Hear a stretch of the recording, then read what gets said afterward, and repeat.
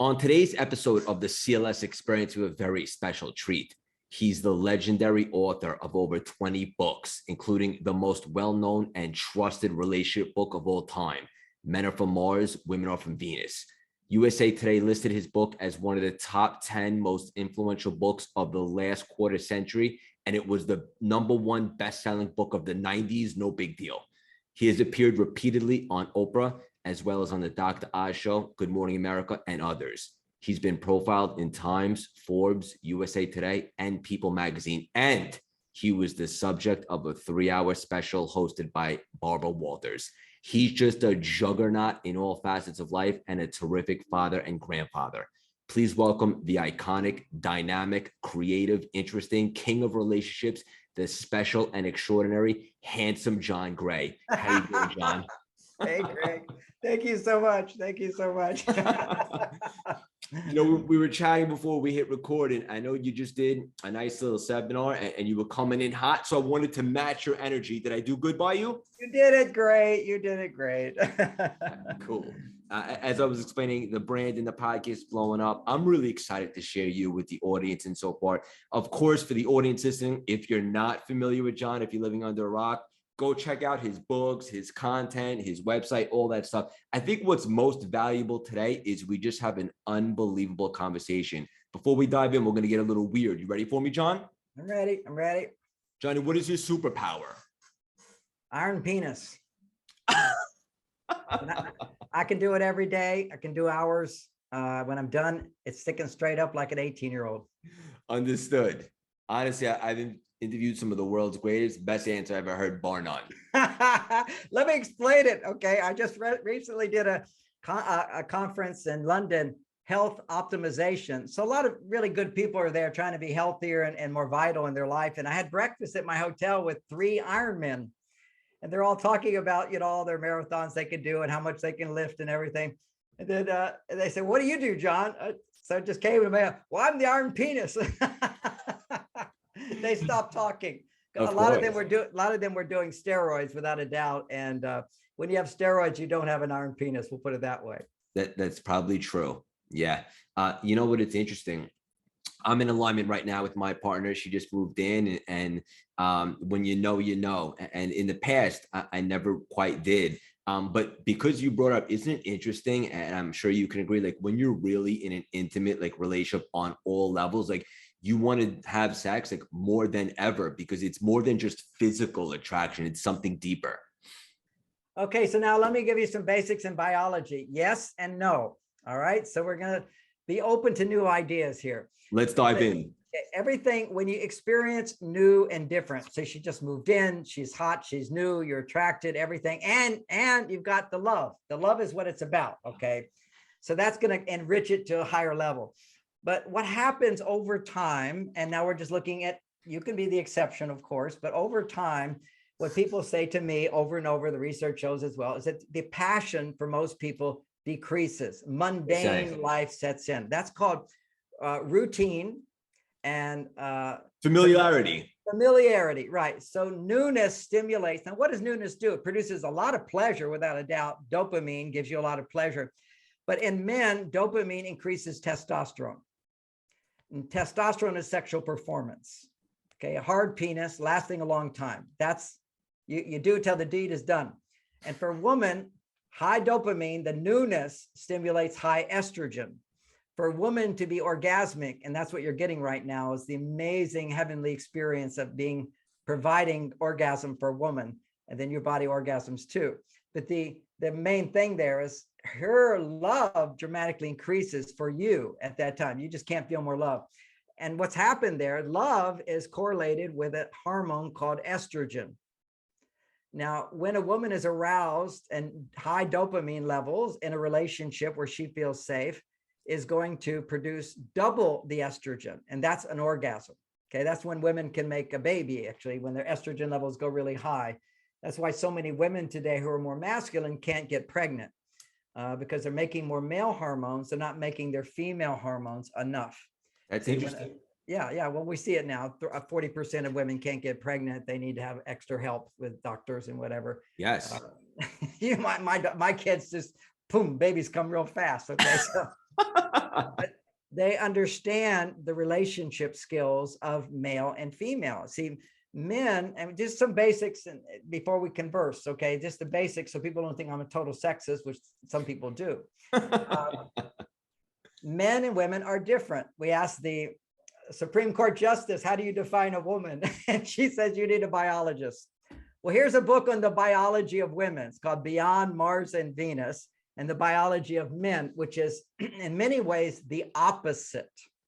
And the simple way of understanding it, and it's a complex thing. It's many, many chapters explaining it. I tend to do it in playful, fun ways with examples. But the bottom line is a healthy man, right now, basically right now she moved in, it's all new and different. Your testosterone levels are probably around 50% higher than they used to be, just because of the newness. All right, so 50% higher is that new feeling. It's also, I was just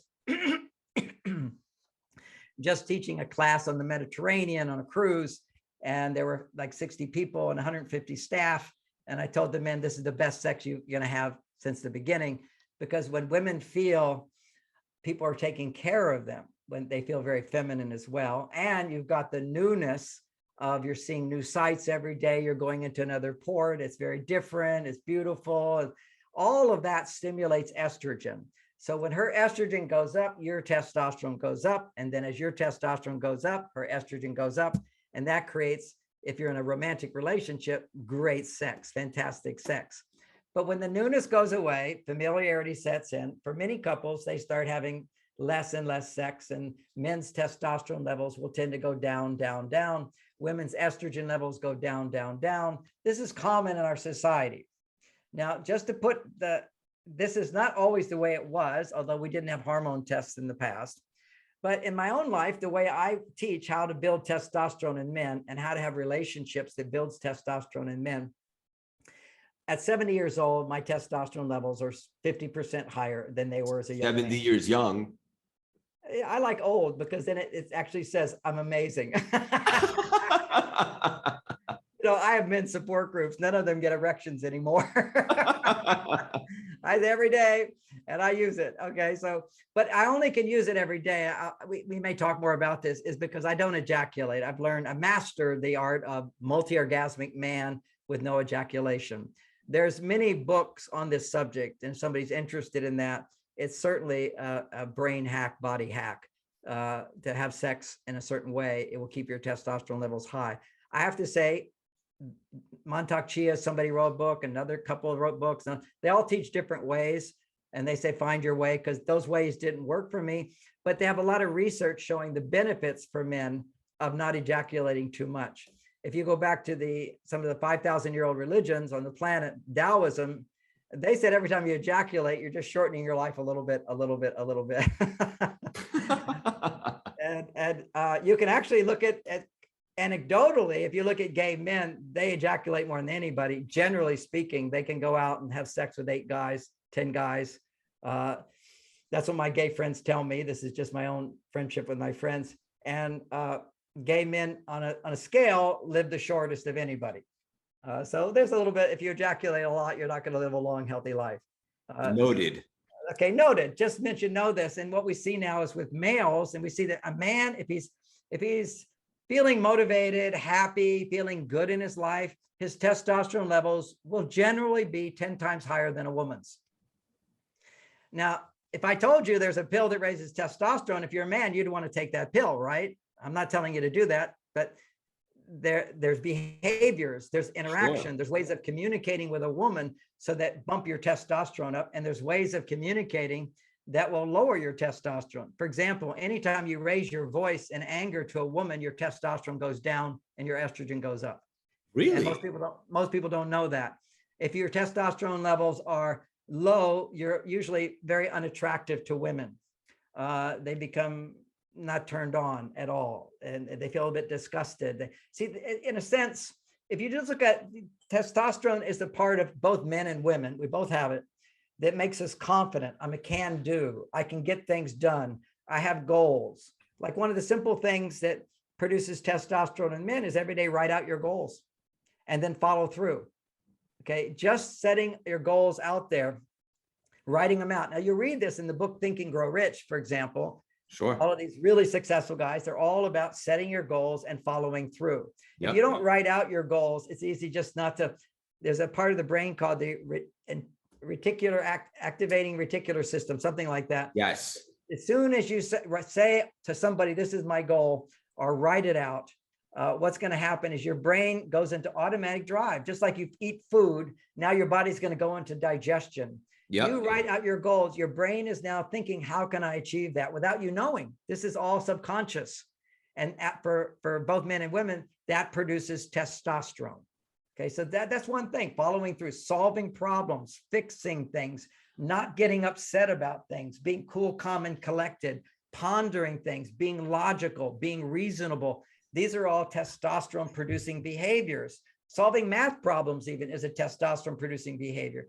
On the other side, what we want as men is we want to have love, we want to have happiness, we want to have joy, we want to have intimacy, we want to have magnificent sex.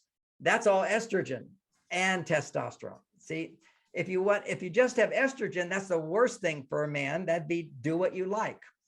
See, this is what happened in the 60s. I was there, I was a hippie, grew my hair out. That's me going to my female side. Lots of sex without having to make a commitment. That's your female side. It's do what you like, do what feels good.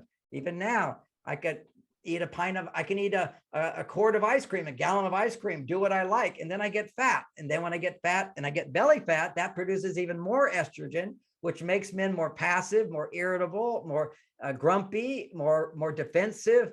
Whenever a man is in fight or flight, his estrogen levels are triggering up and his testosterone is going down. Now, this is an education for everybody. Nobody knows this stuff. Definitely. I love the way you are articulating this, and you make it very digestible and easy to understand. Thank you. So if you're having an argument with your wife, you've already lost, men, if you raise your voice. But see, part of what keeps testosterone up is, think about a samurai warrior or kung fu guy.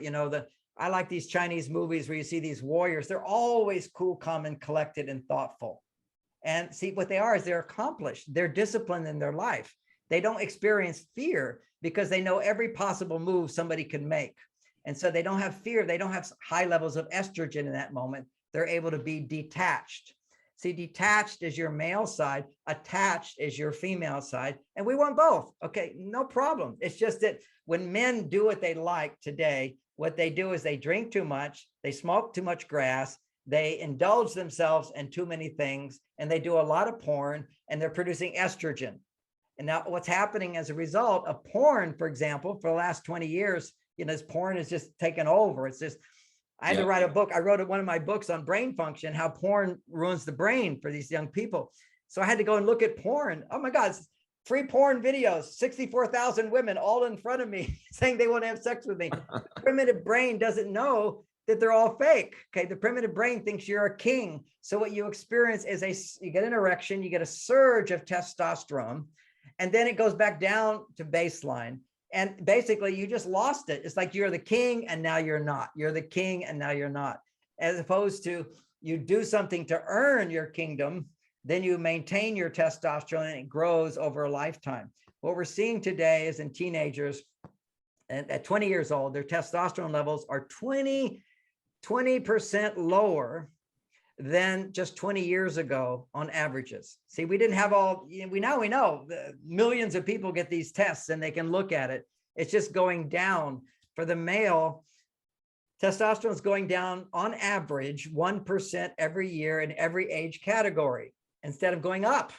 Now, I went up for me, okay? And a lot of it is a lot of the things I teach, which are all living a life which is primarily supporting your masculinity if you're a man, and then allowing you to connect to your feminine side through loving a woman.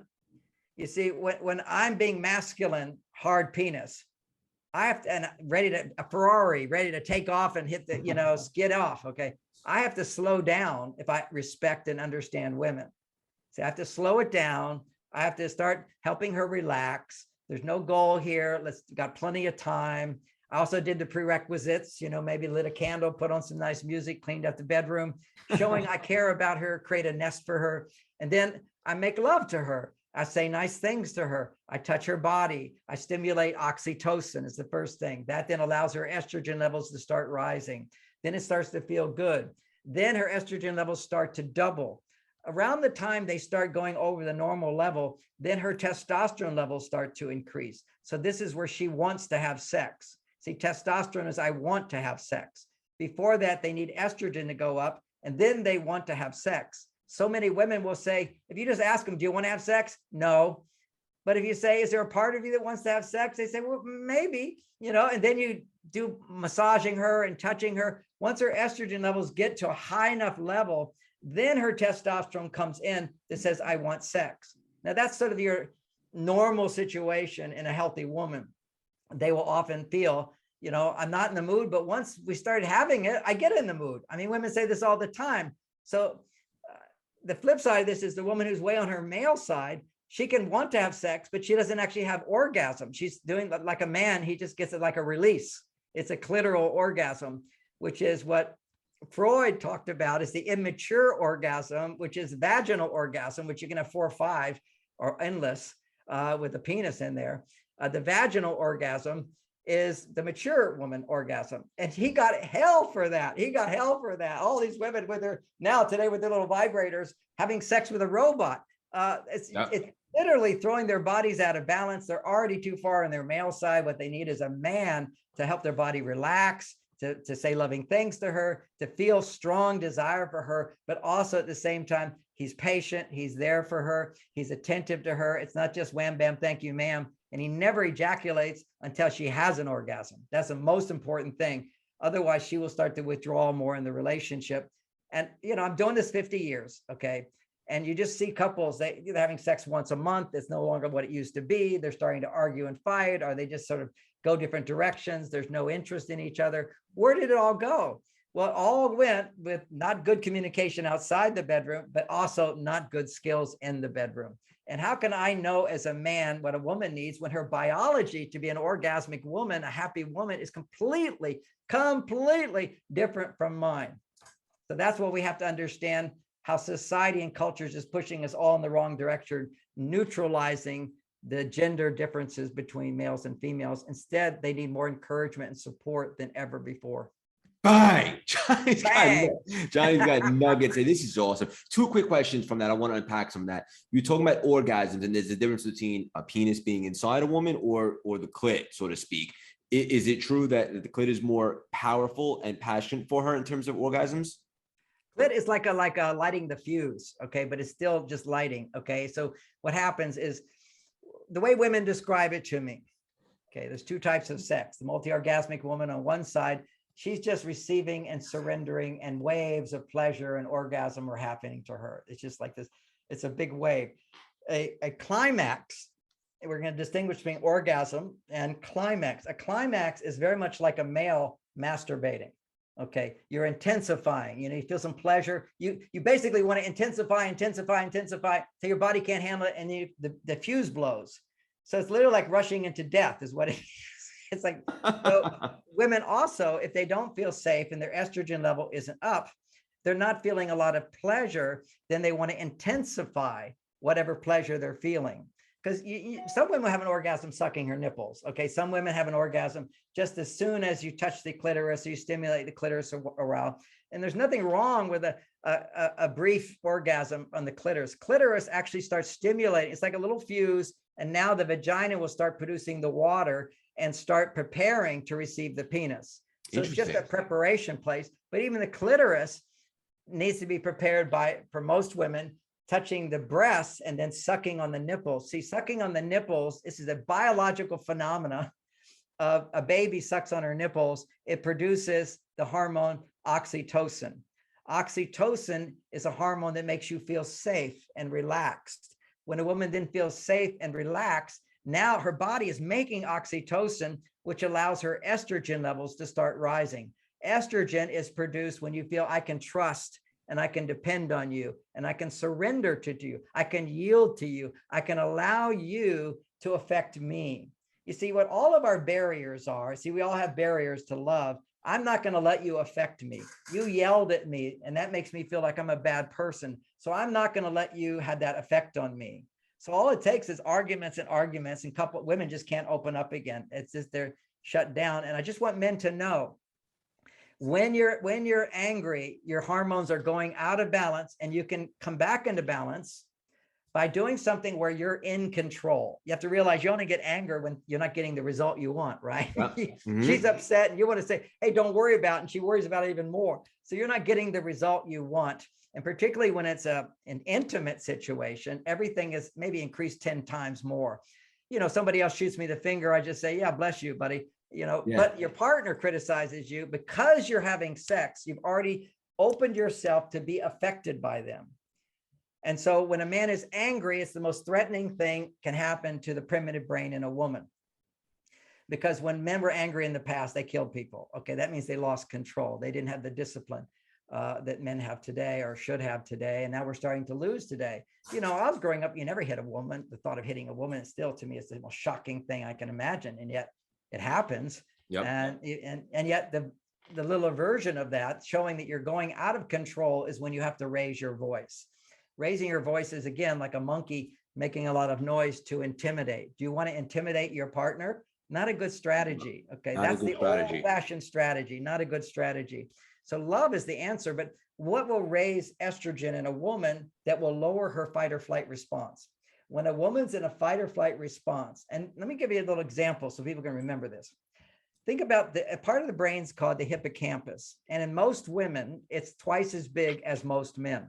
Really? Yeah. The hippocampus, when a woman is stressed, increased blood flow goes to the hippocampus. That's her memory. That's why women tend to remember a lot of your mistakes when they're upset. It's just, we have actually, under moderate stress, unless it's life or big stress, moderate stress, men stop having blood flow to the hippocampus. Women have 8 times more blood flow to the hippocampus. Now we go to the hippocampus. Think about it as it's a memory. And think about it like a library. And every good thing you've ever done is on the ground floor. Okay, statues to you, certificates of greatness, and he's so wonderful. He did. That's all on the ground floor. On the second floor is every mistake you've ever made, every neglectful thing, everything that bothered her, whatever. He did this. I had to tell him again. He forgot to do it again. He never remembers it. All that's on the second floor. She lives when she's happy on the first floor. But when she's having a fight or flight response, her brain goes into a bias of 10 times more negativity. She gets in the elevator in the library and she goes up to the second story, and that's all she can remember. And now you're arguing with her. She says, we never do this, but we did this. But you shouldn't have done that. But I did this and this and this, but you're exaggerating. We're trying to talk her out of being on the second floor. Why is she on the second floor? Her estrogen levels have dropped. Now, what we know today from psychology, the good part of psychology, is that women pay therapists just to talk about bad things, to talk about problems. Just to vent. Just vent. That's 90% of the people who go to therapists are women. Women benefit by talking about problems. There's a design in a woman's brain to talk about problems. Now, what she can learn to do with this book, which is Beyond Mars and Venus, is talk about other problems other than your husband. You'll get the same benefit. But when women are on their male side during the day, they're suppressing their emotions, which is a good thing for men. Oh my God, did John Gray say suppressing emotions is good? Absolutely. That's how men can stay cool, calm, and collected. When you suppress emotions, and how do we do that? We say, no big deal. Well, there's nothing I can do about it. Well, we'll postpone looking at that. And well, that person's nuts. Well, I don't have to.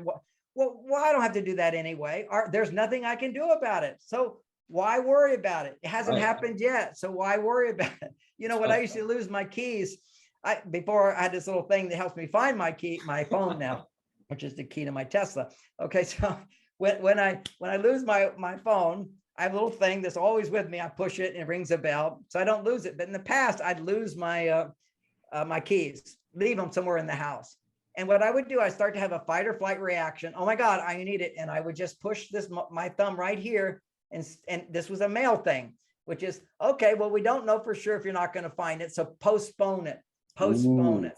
See, it's a simple thing. That's the way men are designed, to postpone being upset. You see, at the end of the day, there's nothing I can do about these problems.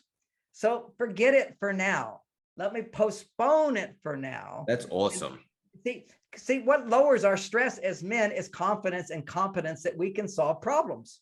Okay, we can solve problems. And we use logic to determine what is the most important problem, what's the least important problem. Don't even look at that because I got this to look at. So all this is going on inside of us. And those behaviors stimulate testosterone and keep you from feeling things like upset and fearful and anxiety and all that. You got to put that to the side and just solve the problem. Johnny, real quick, for anyone that's wondering, what does it mean, fight or flight? Okay, so this is a basic term in psychology called fight or flight response. If I'm in danger, okay, so I'm in danger, we'll put it in a silly term, tiger's gonna eat me up. Okay, that's what usually people talk about. I either have to attack that tiger or I have to run from that tiger. If I don't run, I'm gonna die. If I don't kill that tiger, I'm gonna die. Got it. And this is a reaction inside of all men. It's also in women when they're on their male side. Women, when they're on their female side, have a reaction, which isn't as much talked about, but it's fake and fold. And some people call it, well, I say it's the 4 F's: fight, flight, fake, and fold. Think about fake is if a big guy comes into your house who could actually kill you, your first reaction for many of us is to smile and say, hey, how are you? Right? You're just like, I'm terrified of you. I'm scared you're going to beat me up, but let me do something nice for you. That's a fight or flight response on our female side, which is to fake, pretend like everything's okay. I mean, how many people go to therapy? I mean, all these women, they share what's really going on inside of them. Their husbands have no idea. They're trying to be so nice, but inside they're holding all this stuff. They're faking. Sure. I mean, think about women. They put makeup on, they do all these things to look younger, to be different and all that. I'm not against that, but the stress reaction is let me look really good so you don't see how I really am. It's protect. It's your protection is to fake or to just give in. And that's where you become a doormat. So that's something which in psychology, some wonderful books I think women should read again. It was very popular before I wrote Men Are From Mars. And it's part of how I learned about what women's problems were besides listening to women all day long. But this was a woman writing about women. It's called Codependent No More. Now, codependence is when you make other people's needs more important than your own. And narcissism is when you make your own needs more important than your partner's. Yep. And when you give a man more than what he's giving you, you make him more in touch with what he needs instead of what you need. You have to ask men to do things for you. You have to ask men to do something that will bring you back to your female side. And that's, again, with this book, Beyond Mars and Venus, which is also an audio, I teach women how to use a man. So you used to use a man to pay the bills. He'd go out and protect you. Men want to be used, but we have to be rewarded. You see, it's use me, reward me, and then I go on vacation. That's called action, reward, and then rest. It's in the rest period that we rebuild our testosterone. Understood. And part of, if you're always on your female side, your estrogen's going up and your testosterone doesn't rebuild. So a guy comes home from work, give my hug a wife, honey, I love you, maybe a brief conversation, or just, honey, where are you? Let me give you a hug. And then I'll go read the news or watch the news. I need my time. Yes. I meditate. This was. I can relate to that. Yeah. Well, most men can, which is why Men Are From Mars was so wonderful, because so many women love their husbands and then they feel so hurt when their husband ignores them. Yep. They feel so hurt. Like, why is he pulling away from me? Is he more interested in watching the news than me? Is he more interested in playing pickleball than me? Is he more interested in meditating? That was my thing than me. Now for me, because I'd been a monk for 9 years and my wife knew that, and she really admired me for my spirituality, my discipline. I will come home and I'll meditate. And so I'm basically in my cave. What meditation theoretically is, one form of meditation I did, is forget everything. That's what, men, if we can forget our problems, now we can rebuild our testosterone by doing something constructive that we're good at. So once you get good at meditation, you're cranking up testosterone, or you go drive your car and listen to music, or go work out in the gym, or solve problems, or have a hobby, fix your engine in your garage, have a construction project you're doing in the house. All these activities are impersonal activities. Impersonal, when you're feeling confident and not stressed, will rebuild testosterone. The female side of us builds estrogen by doing things that we like to do. We enjoy doing, this nurturing that has to do with sharing, cooperating, collaborating, all this connection stuff, eye contact, and relationship intimacy is a major estrogen producer. And at first, the emotional intimacy builds estrogen better than anything. That's why this industry of counselors, and if I could just say what a good therapist does, but at least for the first 30 minutes, he'll just ask questions and be interested, help. And what you're doing, and if you're a man, you're in control, because the way you stay in control when your wife is talking is just, well, help me understand that better. Tell me more about that. What else? Do you see, when I do that, who's in charge? I'm in charge. That keeps my testosterone up. As soon as I go, oh my God, how long is this going to take? What's she talking about? Why is she bothered about this? Well, this is, as soon as you're resisting whatever she's saying, your estrogen levels are going up. You're starting to feel irritated or annoyed or bored or lack of interest, and your testosterone is going down. Certainly, what a woman says in that communication can destroy you as well as a man, if everything she's sharing about is you. What I tell women is they have issues. Okay, what if you understand psychology, and this is the basics of Freudian psychology, the foundation of it all is something called displacement. Displacement, if I had a good day and I come home, my partner left their socks on the floor, it's no big deal. If I had a bad day, I'm talking for women here, she had a bad day and her partner left the socks on the floor, it's like, oh, I have to pick up his socks now. Everybody can relate. That's called displacement. The negative feelings throughout the day that you have, if you're holding on to them, they get displaced on your partner.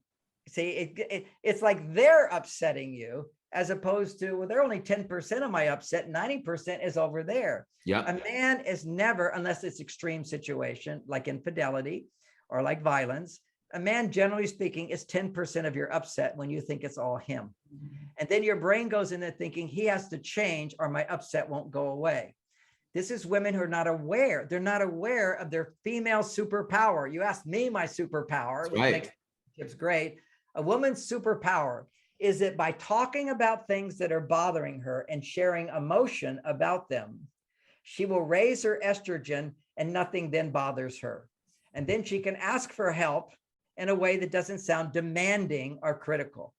See, this isn't, you cannot ask for help. You cannot be discontent in a relationship without sounding to a man like he's failed you and you're demanding him to change, which we should never demand change from our partners, but we can ask for change. But you do it from a place of, hey, it's not such a big deal. But the other day when you left this or you didn't call, it upsets me inside. It's painful. I would suggest, again, as a takeaway from this talk for all women or men, forget about this popularized phrase. It's the catchphrase for anything that bothers you. Is it hurts. You hurt me. You're making your husband into a villain. You know, I forgot to call, you know, that hurts my feelings. We're also feeling and hurting feelings. Don't say it. Otherwise, you're always hurt by life. This is the woke generation we're living with here. Yes, everything's bothering them, offending them, upsetting them. We're walking on eggshells all the time. There's no way people like this can have successful relationships. This is why they choose not to. They can't even sustain attraction when you're always worrying about walking on eggshells and so offended by things and so hurt by things. You know, I opened up to that when I was studying Chinese philosophies. And one of my favorite Confucius phrases is to take offense is to offend. You're starting an argument. As soon as you say, I feel hurt by that. I don't care if you feel hurt. Don't say it. Go talk to your therapist and be a 6-year-old. 6-year-olds feel hurt by things. And but grown-ups feel frustrated. We're disappointed. We're concerned. We're embarrassed. These are like the 4 cardinal emotions that women need to learn how to share about their day. There's no day that passes if a woman's in the work world and even her own personal life, if it's just staying home with the kids or in a family, whatever, that doesn't, something frustrated you, something disappointed you, something you have concerns about what's going on, and you're embarrassed about something. This is human nature, and it's 10 times more in women than in men.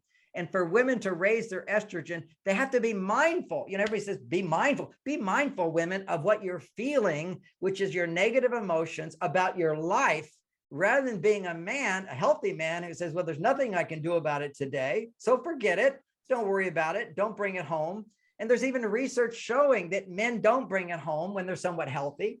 They measure cortisol levels. That's the fight or flight response. That's fight. And just to be clear, negative thoughts can create cortisol in the body, correct? Yes, yes. First, cortisol will create negative thoughts, create cortisol. Then cortisol generates blood flow to the negative part of the brain. And So I have a thought. My husband's in his cave. Oh, that means he doesn't love me. That means I can never get the love I need. That means I'm hopeless. That means he's mad at me. These are things women will think when a guy goes into the cave. So as soon as she's thinking those, which is misinterpretations of reality, that then puts you in a fight or flight state, which is, I can't get what I need. I need that. I can't get that. And then once you have the cortisol response, then blood flows to different parts of the brain that are automatic conditions. That's where we tend to repeat our parents' behaviors, our ancestors' behaviors. It's all programmed into us. And if we're somewhat conscious people, it will send blood flow to the right prefrontal cortex, which is the pessimistic part of our brain. The left prefrontal cortex is the optimistic point of our brain. What do you want to be? You want to be pessimistic on your partner? You want to be optimistic on your partner? And also, Johnny, this is why people become addicted to suffering, right? Because they keep creating cortisol. You just hit the nail on the head. They've done MRI scans on people that are suffering, who complain, criticize, worry, they're doubt. And what they find, it's producing so much dopamine in the brain, the dopamine receptor sites all light up as if you were taking cocaine. Negative thinking is addictive. Yeah. And you should never, ever express negative thoughts, negative emotions. It's the emotional intensity. Negative emotions, when verbalized, create pathways in your brain so that whenever you're not getting what you want, immediately those pathways get activated and you feel more negative. You get more negative. Here's a little example of this, just put practical. First of all, let me conclude that one thought. If you use negative emotions to get what you want, then when you want something, what's your brain going to do? It looks for reasons to be upset to get what you want. This is gold. And this is retraining your brain. This is now we know the brain is plastic. We train the brain. You know, one of my daughters, she went through a whole training program, rewiring the brain. She's so happy now all the time because her tendency was to use negative emotions to complain to get what she wanted, rather than to be happy and ask for more. You know, express a preference. So it's all wiring in the brain. They see it now. It's addictive. Pornography is addictive. Masturbation is addictive. These are the things men get into, is just pleasure, addiction to pleasure, as opposed to pleasure is good. Pleasure is estrogen, right? It's a good part of life, but it should be constructive pleasure that's not destructive. When you masturbate, for example, I just have to throw that in because the men are listening. You have to know, if you go online, the porn industry, which practically owns the internet, they say that doesn't lower your testosterone from masturbation. At the same time, every year, men's testosterone levels are going down, down, down. And we know masturbation has become this massive thing that people do. They want to teach it to children today. You know, this is just awful, because what happens is when you ejaculate, it's a massive dopamine hit in the brain. That's why it feels so good. You just took cocaine, and now your brain is addicted to that release of energy, which is intended to make a baby, okay? Or at least with love. And if you don't do it with love, that energy just goes out. When you've got this hot sex relationship with this woman you love, you're ejaculating into her and she's having an orgasm in response to it, which fills you with love. See, there's a real reaction. And biologically, if you have sex with someone you love, after you ejaculate, if you're a man, your body makes a hormone called prolactin. If you masturbate, your body doesn't make it. If you do porn, your body doesn't make it. If you do a one-night stand, your body doesn't make it. If you do it with a prostitute, it doesn't make it. If you do it with someone you love, your body makes prolactin. Now, what does prolactin do? It frees you from the addiction to sex. Wow. It frees you from the addiction to ejaculate. You don't feel the need to ejaculate all the time. And eventually, practice this for 3 to 6 months, what I recommend. Sex once a week, not right now in your relationship, because you've got new and different. New and different is by itself a different category. But once routine sets in, couples generally set into a routine, at least for the woman, where she wants sex once or twice a week. But the man's pushing for twice because he still has this addiction. Because what happens, and this is the Japanese study that's shown, that if you ejaculate on Saturday night and don't ejaculate for 6 days. On the 7th day, you have 50% higher testosterone.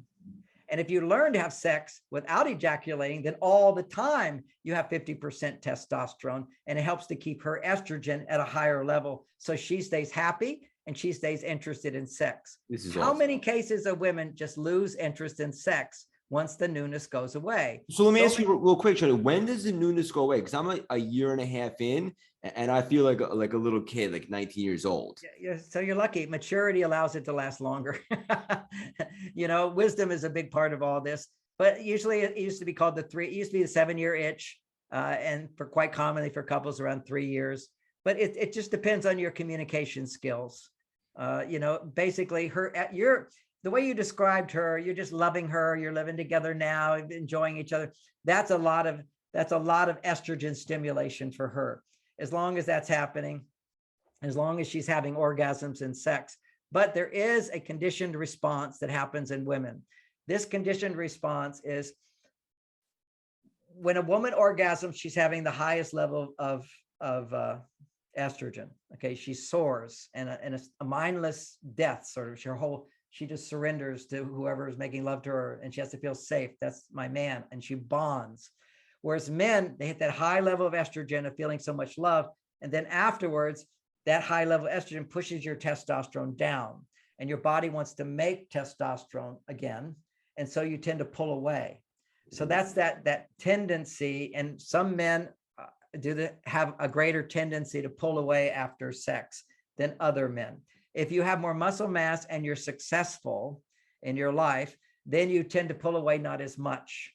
If you don't have a lot of muscle, you'll tend to pull away a lot. It's just simply that muscle is giving muscle and testosterone. Muscle and success means you have lots of testosterone. So you didn't lose as much testosterone when you ejaculated. For me, I don't have the wide shoulders. I don't have the tiny waist. The mesomorph body type has more testosterone production. So if I ejaculate, there's a greater need to pull away rather than to be with her and cuddle with her and be connected to her. That's very, very important for women to not feel that abruptness. But in my body type, basically, whether I continue to hug or whatever, if I ejaculate, they notice the penis just went down. That's why I call the iron penis. It doesn't ever go down. I'm done with sex. It comes out an inch and a half You're more. such a stud. I want to ask you this, because you mentioned something that I want to say that last little thing. People might have missed that. A man's penis, we all want bigger penises, brother. If you learn how to have orgasm without ejaculating and prolonged orgasm, meaning multi-orgasmic, when you have an erection, if you reach your finger down below your penis, just reach down, you'll feel your erection is 2 inches under the skin. And when you have prolonged making love and you learn not to ejaculate, your testosterone goes really high. The penis comes all the way out. It comes about 1.5 to 2 inches bigger. Thank you for adding that little nugget in. Yeah, we don't want to pass that one up. No, we don't want to dismiss that. I want to ask you, before you mentioned something along the lines of when you have sex with somebody that you love and you orgasm, it creates a chemical, whatever the case may be. But when you masturbate, it's almost like you're abusing that feeling of letting out that good energy. Is that right? Yeah, you're abusing yourself. You're losing your life force. Now, a lot of people don't notice they're losing their life because they're low level of life force. Okay. But for me, when I was celibate for 9 years, remember my spiritual journey, I never ejaculated the whole time. So what happens is when you don't ejaculate, the energy stays in your body. And so you perspire semen. Okay. Right now, if you smelled my underarm, it's the smell of semen. Now, after 9 years, it was really the smell of semen. That's how you know a real monk. Most of them are still masturbating and they're in their minds. I just had a good skill, my meditation skill. I'm like a professional basketball player when it comes to meditation. And it was just my total devotion went to that. And it's still there to be multi-orgasmic without ejaculation. But it took many, many years of trial and effort to learn how to do it without getting blue balls. and it takes more than an hour to teach men how to do this. I want to mention I don't know when this is going to air, but July 16th, I'm doing a class in Marin County. They can go to my website under events and they can find out about that. It's a relationship class, but I teach this technique in that class as well. Okay. It's very personal to talk about those kind of things. Of course. And either way, we're going to put all your stuff in the show notes. I wanted to ask you this. This is the billion-dollar question, right? Especially this day with the statistics. The concept of marriage and monogamy. I know it's not the same, but let's just assume monogamy and marriage. Unrealistic or a beautiful journey? It is the only way to achieve the heights of love. It is our personal spiritual journey in this world.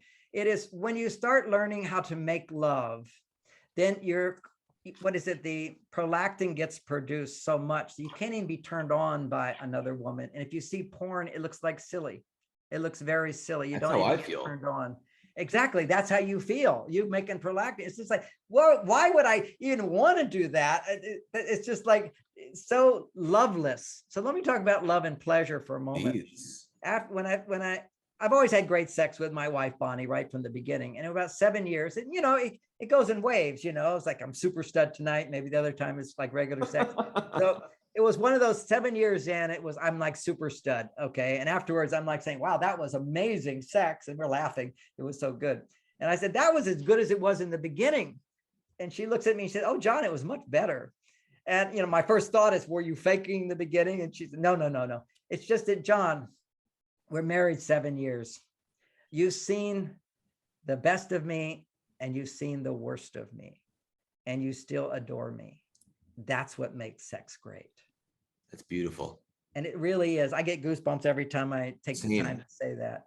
It's profound. See, that's female wisdom. Women have a certain wisdom, men have a certain wisdom. We have our different ways we contribute to each other, but that changed my life in that moment because I reflected on it and I realized, yes, there's this thing called sex.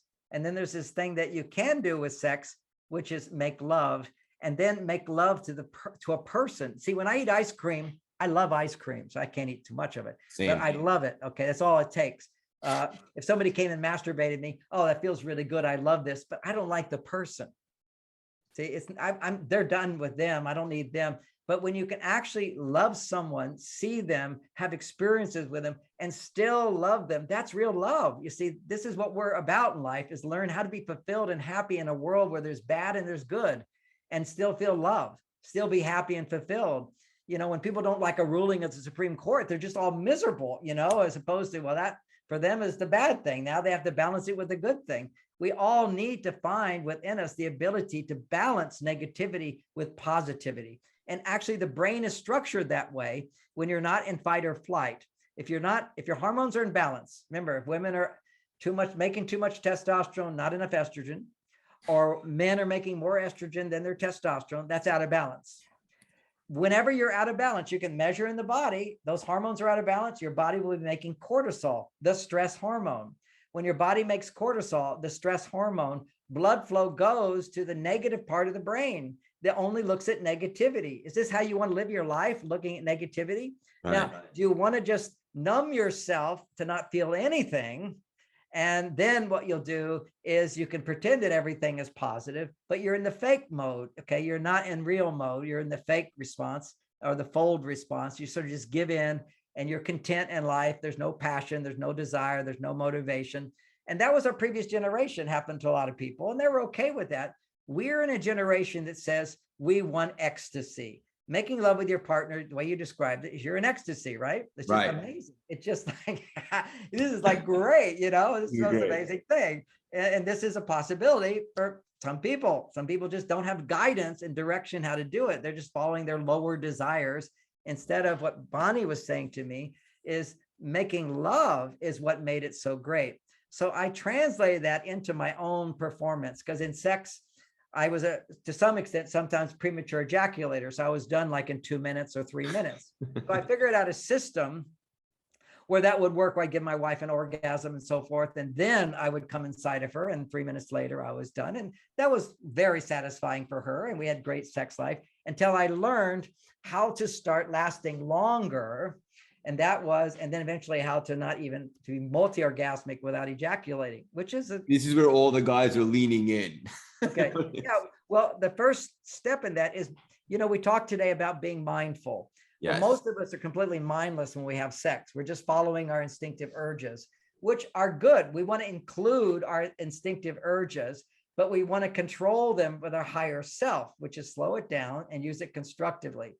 Understand a female's body. You want her to have an orgasm. You want to have the ultimate pleasure and fulfillment. Well, I'm going to take a little bit from Taoism, and that's another system, or from Tantra, another system, and just bring it into this and to modern day.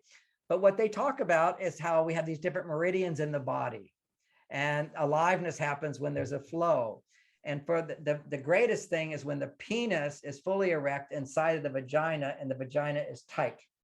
At that time, all of the meridians in her body are being stimulated. And because her vagina is tight, all the meridians that go to our penis are also being stimulated. So this is your ultimate health brain hack.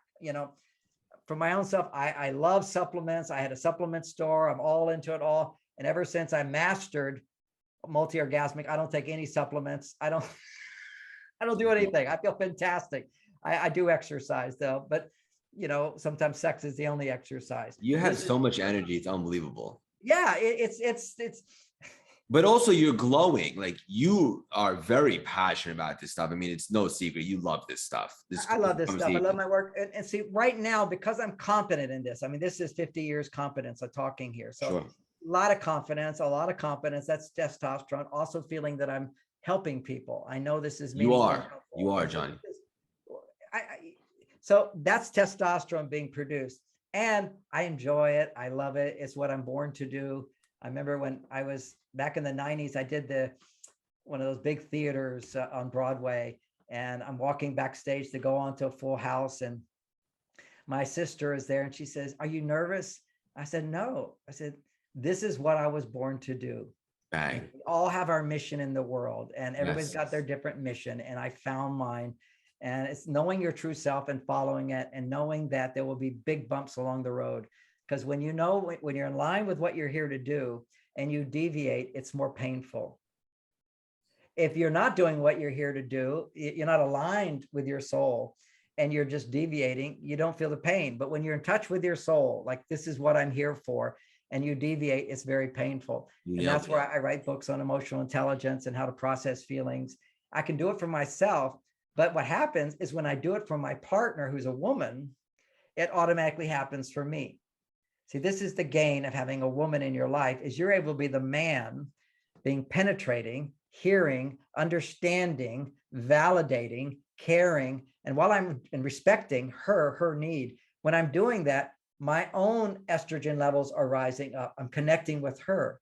So she's my female side. You see, that's a soulmate. Yeah. You bond with somebody, they start articulating your female side. You're connected to them because what's inside of them is inside of you wanting to come up. And so by honoring that in her female energy can come up in my presence, then my female energy comes up, but I'm still on my male side. I'm in the giving side. A little note there: when you're giving, you're on your male side. Most people think giving is so female. No, right. Look at all these women who are unhappy in their marriages. They're saying, I give and give and give. I'm so unhappy because I don't get back. They're not good at getting back. That's the art of femininity, is to open up to receive, how to motivate men to give to you. Just as a toss, I have a whole class on this one, which is women have the idea that men will always be motivated. Because see, like right now is the beginning of a relationship. Newness stimulates dopamine. Dopamine is the motivating hormone for men. Yep. So the energy is just there. Like an example, just like right now, I have a puppy. Okay, this new puppy. Puppy, woo! And as soon as I got the puppy, suddenly I had the motivation, go get all this and go get this, get up every morning, 6:30, take her out, go take that. The motivation comes because the newness is there and I'm needed. But will that motivation still last? That's the question. And what I want women to know is the motivation men feel in the beginning is because of the newness, not necessarily will it last, but you can raise his testosterone without the newness and the motivation will come back. You see, dopamine is guaranteed to go away. Dopamine raises testosterone. All those good behaviors from a man, his motivation, come from testosterone. Once the newness goes away, polarity of a relationship that supports you being masculine, supports her being feminine, the polarity of her having more estrogen, you having more testosterone keeps you motivated without the dopamine. So in sex, basically, when you're making, let me turn that around for a moment. For women, it's just the opposite. Basically, it's the men have this, so women's unrealistic expectation is that men will always be motivated unless, and men can always be motivated if you have the right skills to bring his testosterone up. But they think he should just stay motivated like he was. And they don't know how they, in the beginning, behaved in certain ways that motivated him. The flip side of this is we men have the unrealistic expectation that women will always be happy. And the reason why she was happy in the beginning is we did certain things and the newness made her so happy. But that happiness will go away if we don't have behaviors as men to support her and rebuilding her estrogen levels. And these are the things I go into as real practical skills. I gave a few, which is women learning how to talk about what's bothering them in a communicate in a container that doesn't blame him, that doesn't involve him. And ironically, that will be just as good as him being able to just listen to you and be there for you. You will make the estrogen you need. Then you can always throw in a few complaints occasionally, and he'll be so eager to please you. But your complaints really won't be complaints. They'll be requests. Learning how to ask for what you want rather than feel I'm upset, and until you apologize and change, and I'm convinced that you're going to change and you feel really bad, I'm not going to feel good again. This is like primitive behavior. This is lowering ourselves down. You're such a legend. Those unrealistic expectations, and we have to correct that. Think about, and I say for the men, just realize your wife is living in a world that's not supportive of her being feminine. It's tough being women today, more tough than being men. Okay, certainly we're not getting the support we need to be male, but women are really not getting the support they need to be feminine. And realize women are more like the weather. Okay, they're just going to be up and down, and you have the power to help when they're upset, to be present, to be grounded, to ask questions. And if you get angry, then to stop the conversation. You're the man. You say, I need to think about this. We'll talk later. So if a man is angry, don't speak, right? Don't speak, except to say, I need to think about this. We can talk later. And she will, a lot of women will pursue you. And you say, look, I love you. It's not your fault. I just need to process this, or I need to think about this. I just need a little time, and I'll come back. You'll see. See, we have to own, I'm in control of myself. She needs to know that she can't push buttons in you to make you violent or to make you angry. And for a lot of women, just a man becoming angry feels like he's violent. I mean, that's just how they feel. He's not safe. He's not safe. So that's our great gift. I mean, basically, you want to, I remember watching one of those movie stars who seduced women. And he said the secret of seducing them is they just get so upset with me, and I just keep listening. I don't get upset. See, they're rubbing up against you and you're not rubbing back. It's this thing about my puppy. I don't think I explained it, but I just got a new puppy, right? So you did.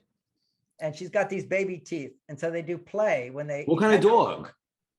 She's a poodle with golden retriever. That's awesome. Golden poodle. Sweet, sweet dog, and loving. And so I'm petting the dog, and then they open their mouth because they're very oral for 2 months. And they just start digging in. Now they're learning in their brain. This is actually part of the brain. They have to do this for about 2 months to learn how to make sure they don't hurt anybody. If you see dogs play, they're always using their mouths, they're grabbing, but you have to learn how to not cause pain. So when she would, I have scars on me here where she would see that. So yeah, so I read online. This is where one piece of advice can change your life. Okay. The guy just said, if your dog's biting you and you can go, ow, no, but you pull away. Whenever you pull away from an animal, they'll go after you. That's just their instinct, and they'll do more of it. They think you're just playing. It's all just play. Now, so what he said to do, and I did it, and the dog is trained in 1 day. This dog is so smart. I mean, it's amazing. He said it could take many, many times, but 1 day she just stopped. She's now more aware that she doesn't want to hurt me. And so for 1 day, I would just pet her, and she'd go for my hand. And I would be mindful. I notice, where is it about to hurt me? So I had to become aware. Where is it about to hurt me? And then I went, ow, and left my hand in there. Didn't pull away.